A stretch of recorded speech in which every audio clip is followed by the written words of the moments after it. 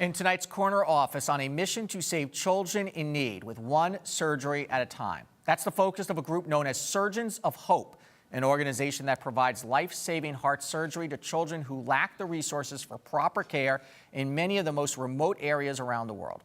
Charles Catherine is the executive director, and he joins us now to talk to us about it. Charles, how did the idea of this get started?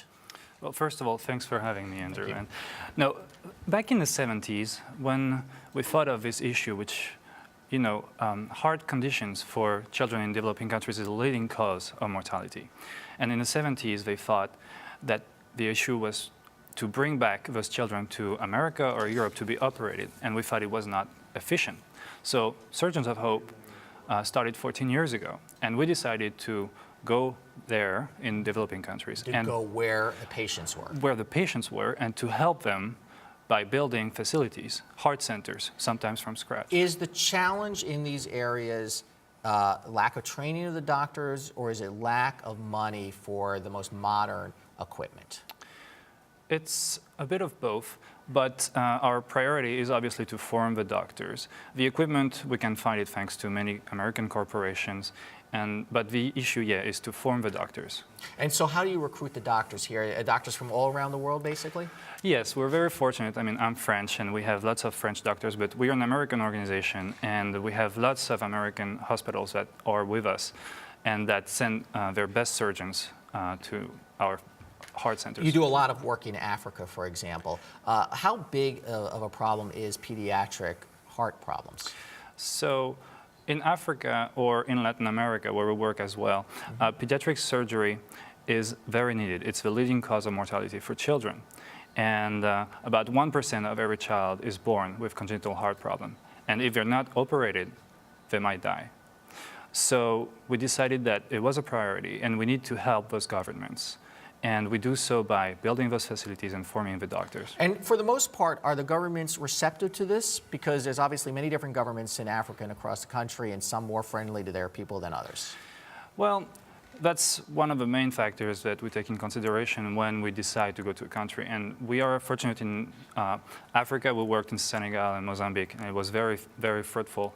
In Nicaragua right now, in Latin America, it's also very efficient, and it's impossible without good governance. How is the organization supported? Well, we have many corporations that back us, Edwards Life Sciences, among others.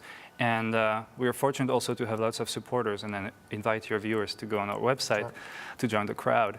And so that's how we work. When you joined the organization, you recently took over, I believe. What sort of struck you about the mission? Yeah, I started 4 months ago. I'm very excited, actually. And I felt that we were doing a great job for the missions, but in terms of communication, we were not as good as we should be. So now, I'm very glad to be here, and it's very important for the people to support organizations such as ours. And to hear about them. And to hear about them, because we need to raise awareness, and people need to understand that, yes, here, surgery is something we take for granted. We only have about 30 seconds left, but the question is, ultimately, how do you get these countries to have the resources to do this themselves? So this issue is never going to go away, but that's something you want to get to. Exactly. We're trying to solve the problem. We help them to build the centers and form the doctors, and when we leave after 4 or 5 years, we leave a heart center that's functioning and sustainable. At Surgeons of Hope, we believe that what matters is not what you bring, but what you leave behind.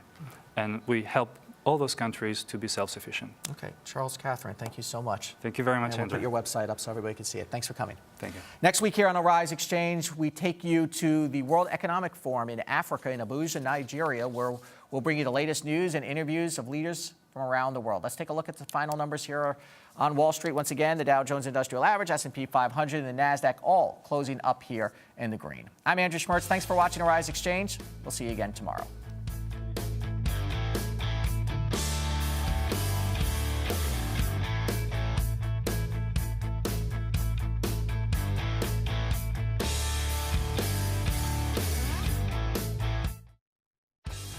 In business today,